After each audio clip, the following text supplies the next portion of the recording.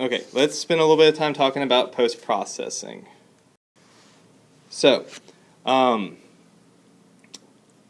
CT scanners have a lot of opportunities to manipulate the raw data and the image data, right? That means that there's a lot of ways that we can play with the material that we're getting. If we're working with the raw data, then the term that we use for that is reconstruction, right? And I think about this like the Civil War. Civil War was a raw time, right? And then after the Civil War, you have Reconstruction. So Reconstruction is raw data, and we're manipulating to create pixels that are then used to create an image. So we don't really have a lot of user-defined ways that we can actually do reconstruction. We can tell the computer what reconstruction algorithms to apply to the raw data, okay, to display an image.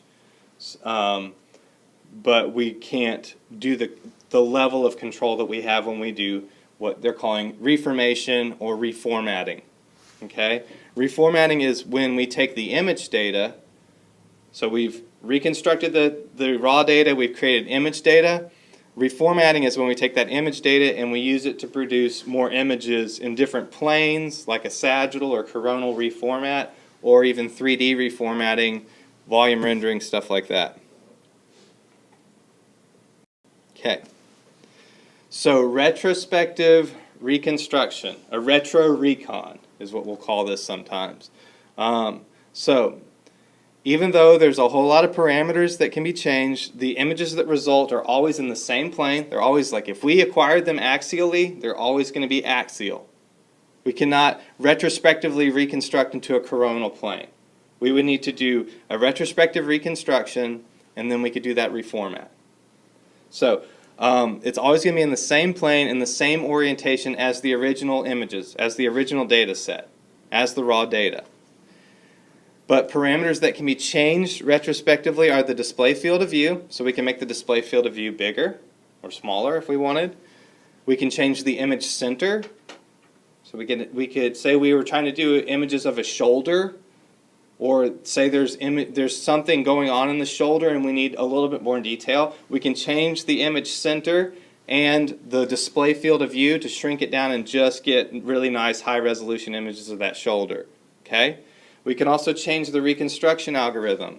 That's like the way that basically the display information, the window level and the information that this reconstruction algorithm is selecting for. So we can, for instance, we can do like a lung reconstruction, or we can do a soft tissue reconstruction, or a bone reconstruction.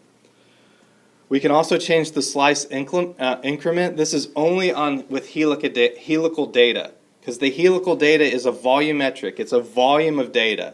And so once we have that volume of data, we can change the slice increments. So say the CT scan was actually done at 2.5 millimeters. We could change that to 0.625 millimeters. We can make the slice thickness smaller through a retrospective reconstruction. And then image thickness itself. And this is only on the multi-detection CT scanners. Does that make sense? Okay. So sometimes if we're wanting to do 3D reformats, we need to do reconstructions that are overlapping, right? And this is like page 82 in our textbook. So it's only on a helical scan. This isn't going to work on an axial scan that we can do this. And it's often done to produce overlapping images that are then used for a multiplanar reformat, so like a coronal or sagittal reformat, or for 3D reformations. Okay? So when a slice thickness is less than 5 millimeters, or a display field of view is less than 35 centimeters, a 50% overlap is common. Okay? because we're already imaging for something small, and so a lot of times the machine has already been told to do the overlap. So it will just kind of be pre-programmed into the machine. This isn't necessary if the voxels are isotropic. Now, we've not yet talked about isotropic voxels. That's going to be in a different section. But basically, voxels are isotropic if the XY direction of the material is equal to the slice thickness, right? So we all kind of know from computer science, a voxel or a pixel is this array of information, right? We kind of drew an array earlier when we were talking about scanning stuff, scanning instrumentation, I'm sorry. And what this is saying is if the voxels are equal in these directions, like the XY direction, are they equal to the slice thickness that it was attained at?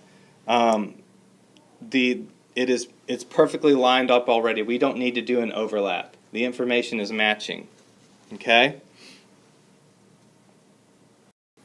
So, on a multi-detector CT system, data from parallel rows of detectors can be combined in different ways to create thicker slices for viewing or storing, right? That's kind of saying a lot, so let's unpack it just a little bit.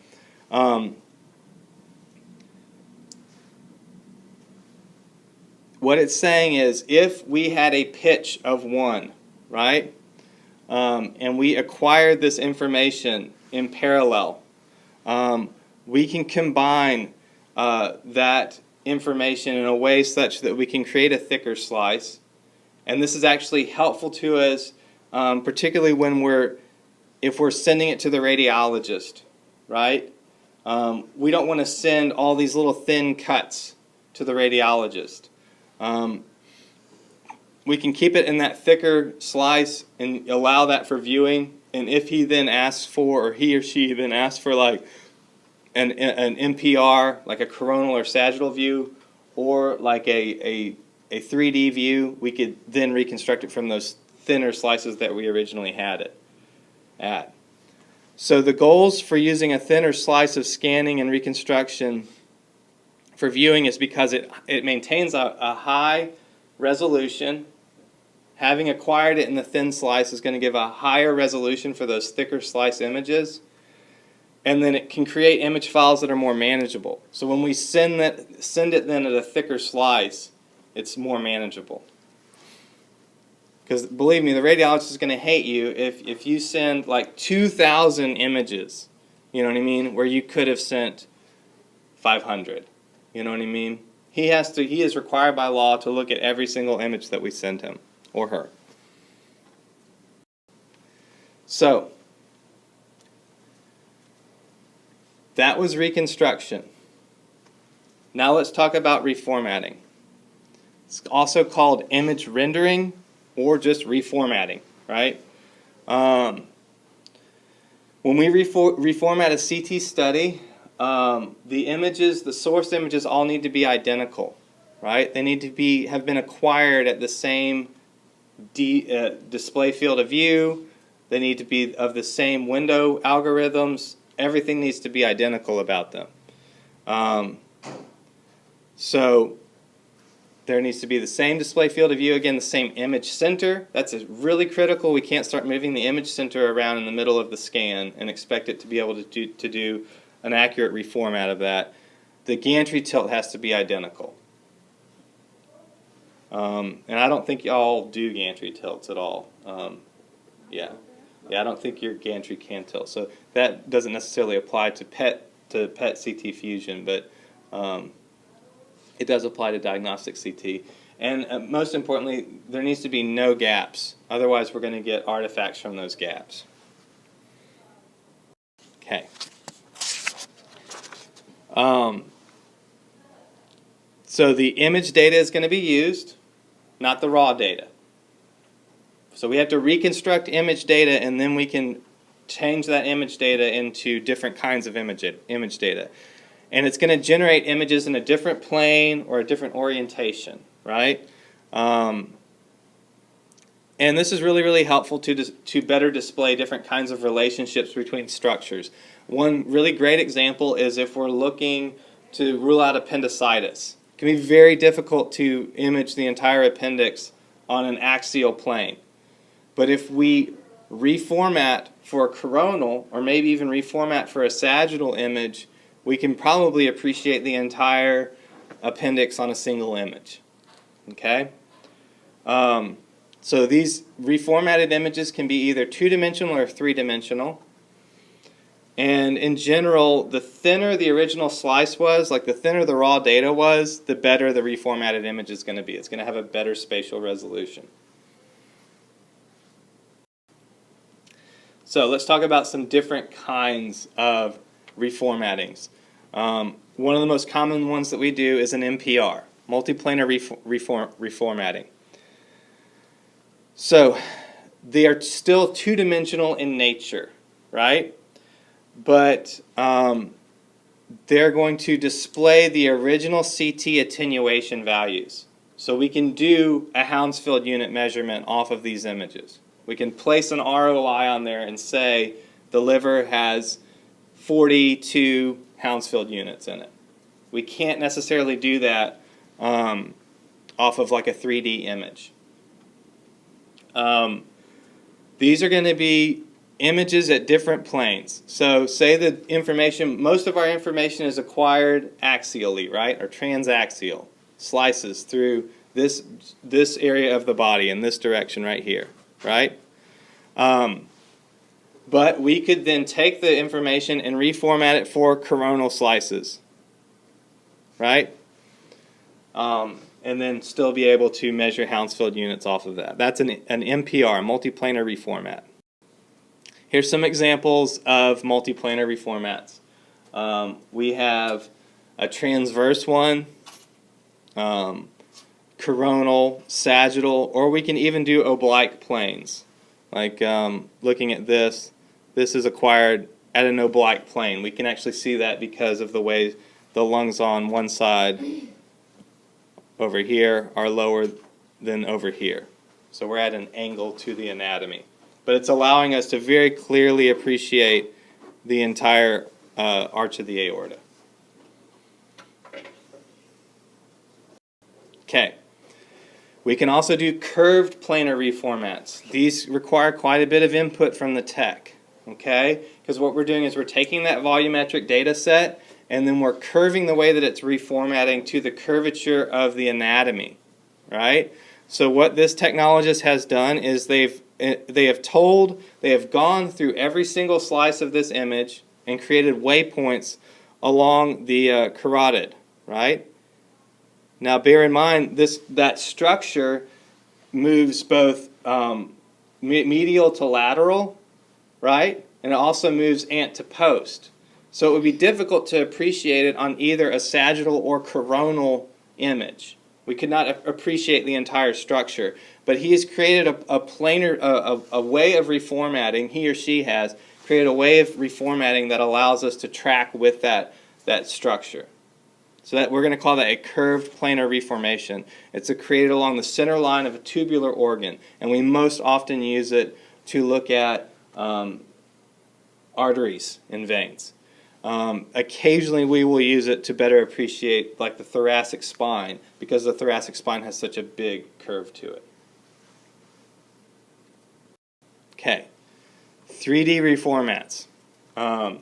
These are going to seek to represent the entire volume of a scanned area with only one image. So it's making a 3D image, for example, of the heart, right? The heart is an area that we're very interested in doing 3D pictures of.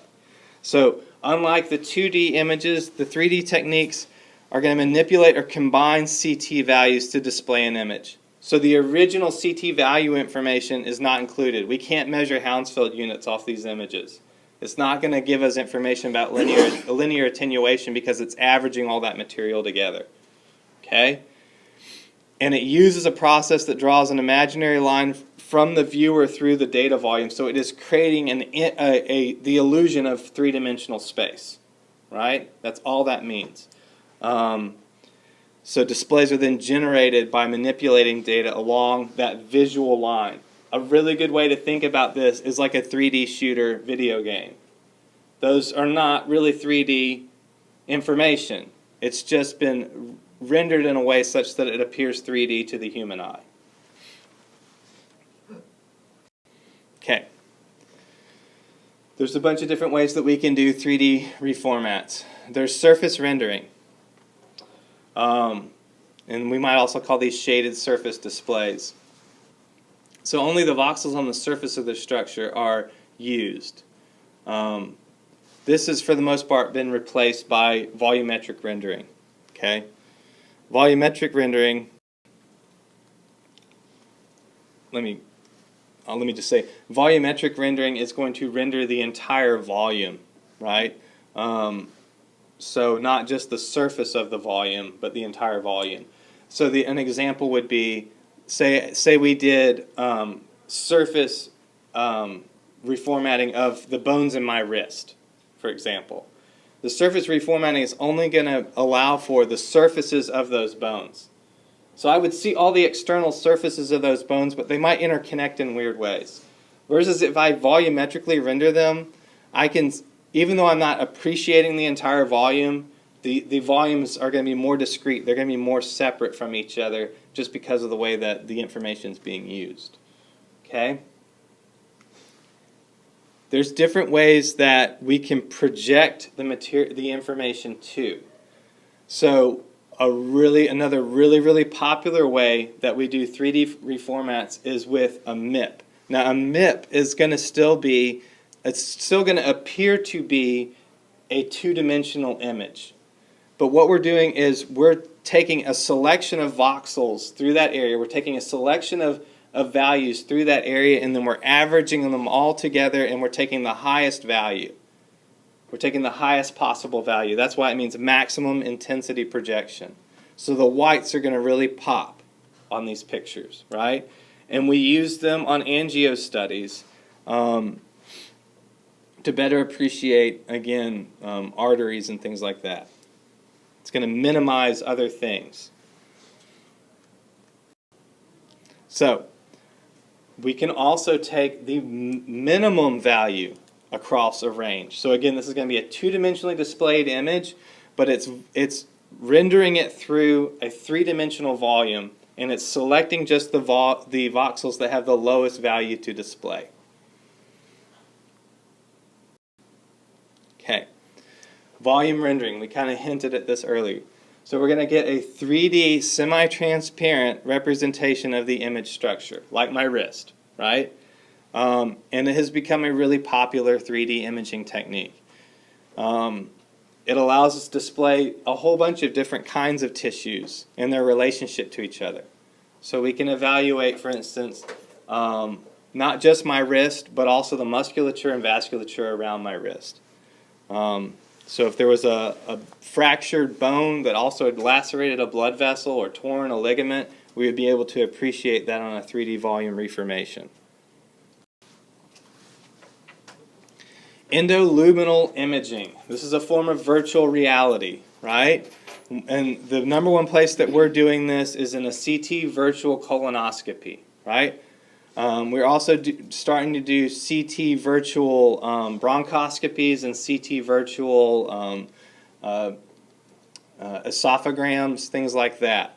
What we're doing is we're using the CT image and the data to reconstruct what is like a 3D fly-through of your colon, right? And to do that, a lot of times we are going to use some kind of rectal contrast. So we may use a combination of barium and air. Sometimes we just use CO2 or air. Hyperinflate the colon, scan through it, and then we are able to look inside the lumen of the structure, right? So we're not volumetrically rendering it. We are creating a virtual reality space in which we can appreciate if there's a polyp there, if there's an infection there, all of that we can really clearly see on those images.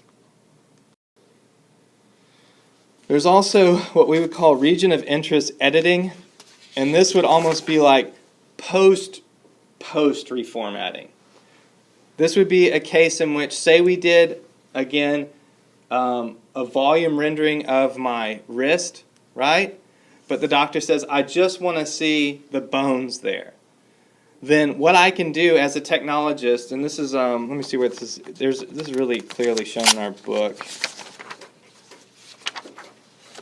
Bear with me here. It's page 89 in our book. We can see where the technologist has traced over an area, and they're going to subtract out on figure 810, they're going to subtract out the sponge that was used beside the head. They've traced an area around the sponge, and then they can tell the computer remove that region of interest. Okay? We can add regions of interest too. Like a really awesome way that we can do our CTA post-processing is we can find the carotid artery, we can put an ROI on it and say grow. And it's just going to grow that carotid artery out along the entire Hounsfield range that we've told it to grow from. So it's going to go both through space and through volume and make a nice pretty picture of the entire carotid artery. The problem with it is that when it hits the bones at the base of the skull, it's going to start growing those bones because they're about at the same Hounsfield units, right? So then we would have to then do region of interest editing to cut out the base of the skull, okay? And typically these are 3D software packages that require a whole lot of processing power, so it's going to be a separate workstation because it would probably crash our scan computer if we did it. But there will be a separate workstation. We'll send the reformatted or reconstructed images over to that workstation, and then we would do our region of interest editing from there. This is one of my favorite things about my job. I love this stuff. It's a lot of fun. Okay. So let's talk a little bit about the factors that degrade reformatted images, and that will be it for this slideshow. This is going to be on page like 90 in our book. And y'all had questions earlier about different artifacts and stuff, and we'll get more into artifacts later on, but this is a good beginning. So segmentation errors.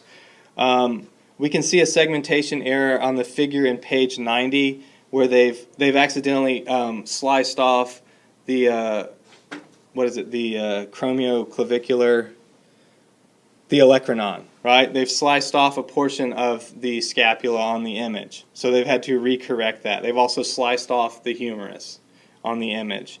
So that would be editing out an important, segmentation errors are editing out important vessels or structures, right?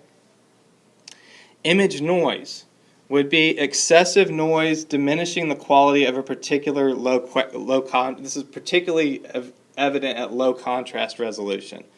So image noise, if we look at figure 812, we have the arch of the aorta, but it's really noisy, right? So in all likelihood, we didn't get adequate contrast inside of the aorta from our image set, and now we've got a noisy reformat, a noisy 3D reformat. So the original data wasn't good, and now it's affecting our 3D reformat. Other problems that are going to degrade our reformatted images are any kind of artifact like motion, and that could be breathing or the actual movement of the patient, or like peristalsis of the esophagus or the large bowel. Metal is probably our most common artifact. So like the streak artifacts that we identified in some of our images earlier, like from orthodontic implants or from surgical implants, that's metal streaking artifact. And then also stair-step artifacts. So if we look at figure 813 on page 91, these voxels are not isotropic. So going back to the very beginning of this lecture, the voxels are not at equivalent size to the slice increment, right? So now we have this stair-step where the computer has tried to average for the gaps, but it has not been able to average completely correctly. So again, we would need to go back and reconstruct images that are either overlapped or provide enough isotropic information between the voxels to where we don't get this stair-step artifact. Okay, that is it for this slideshow.